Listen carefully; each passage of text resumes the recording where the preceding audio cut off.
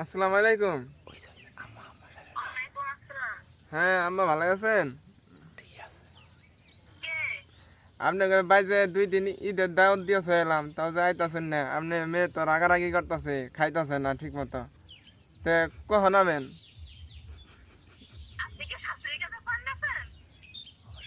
হ্যাঁ। ও, তাহলে ভাই রং নাম্বার। মায়ের খাইলে টিকন শাশুড়ি আসবে না, তাহলে দেরি করে আসতে হেই, বেরোবে। কি করতেন আপনি? কেডা তেলে? আপনি চেনবেন না। আপনি এদের কাছে আপনি কোন জায়গাতে বলতেছেন?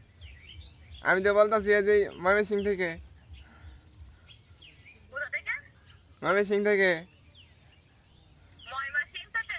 ওই তো ভাই, আপনার শাশুড়ি মনে করেন গোছাচ্ছে এখনো। মায়ের বাড়ি আসবে তো, গোছাচ্ছে কুরবানির তো। মায়ের খাইলে টিকন শাশুড়ি বেরোবে না মিনিমিনি। আপনি কর, আপনি তাহলে কেরা? আপনি রং নাম্বারে ফোন দিয়েছেন ভাই।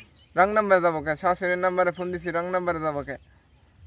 ওই শাশুড়ির নাম্বারে ফোন দিলে আপনি আমার নাম্বারে ফোন দিবেন। তাহলে শাশুড়ির মনে হয় লাস্টে 33, আমি হচ্ছেন 32, বুঝতে পেরেছেন?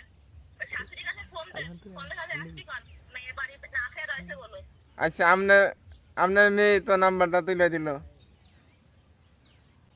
কখন আইতেছেন আমাদের বাড়িতে? আপনার মেয়ে না খাই আছে। হয় বলেন। আপনার মেয়ে না খাই আছে, আপনার আসলে বলে খাবো।